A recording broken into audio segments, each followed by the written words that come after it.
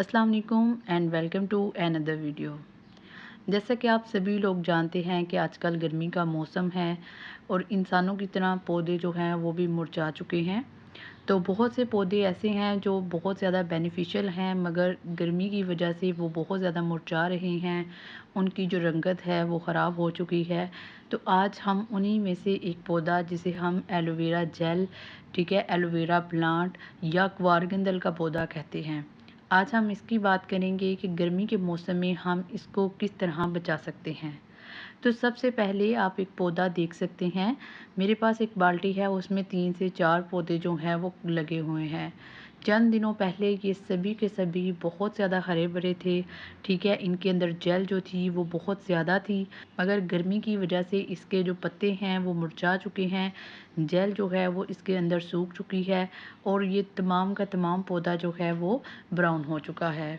तो आज मैं आपको इसकी वजह बताऊंगी कि कैसे ये गर्मी में इस चीज़ का शिकार हो जाता है और गर्मी में हम अपने प्लांट को कैसे सेव कर सकते हैं।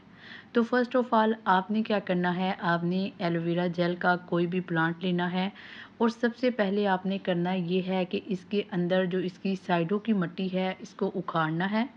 उसकी वजह ये है कि इसके ऊपर ग्रीन ग्रीन एलजी फंगस ये लग जाती है और जब किसी भी पौधे के ऊपर ग्रीन एलजी या फंगस लग जाए तो उससे नुकसान क्या होता है कि बाहर की जो कार्बन डाइऑक्साइड है या हवा है, नाइट्रोजन है, वो पौधे के अंदर जो मिट्टी है वो उसके अंदर उसके साथ रिएक्शन नहीं करती और जब वो रिएक्शन नहीं करती तो ऑब्वियसली हमारा जो पौधा है वो सूखना शुरू हो जाता है।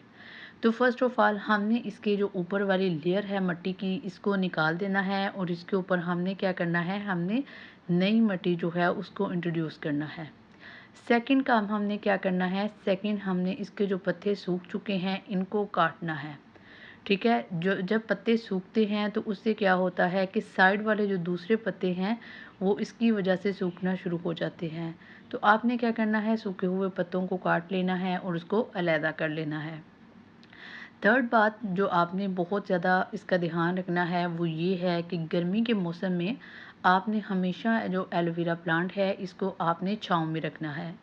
अगर आप इसको किसी भी छाँव में नहीं रख सकते तो आपने किसी दरख्त के साए में या किसी दीवार के साए में रखना है, ताकि ज़रूरत से ज़्यादा जो सनलाइट है वो इसके ऊपर ना पड़े। फोर्थ बात जो इसके बारे में बहुत ख़ास है वो ये है कि आपने इसको पानी डेली देना है। अगर इसकी मिट्टी जो है वो खुश्क हो चुकी है तो आपने इसको लाजमन पानी देना है, लेकिन अगर इसकी मिट्टी जो है वो थोड़ी थोड़ी गीली है तो आप स्टे कर सकते हैं, एक दिन बाद इसको पानी दे दें। तो इससे भी आपका जो प्लांट है वो अक्सर सूख जाता है, क्योंकि हम क्या है, हम इनको पानी नहीं देते या हम इसको ज़रूरत से ज़्यादा पानी दे देते हैं, तो जिससे क्या होता है एलोवेरा प्लांट जो है वो सूखना शुरू हो जाता है। ठीक है जी, तो आपने क्या करना है, जब आपने मिट्टी जो है वो पुरानी निकाल लेनी है तो उसके बाद आपने क्या करना है, इस मिट्टी के ऊपर न्यू मिट्टी जो है वो उसको इंट्रोड्यूस करवाना है। ठीक है जी, तो ये थी मेरी आज की वीडियो। ठीक है, यही चंद बातें थी जो आपने एलोवेरा प्लांट के बारे में हमेशा याद रखनी है।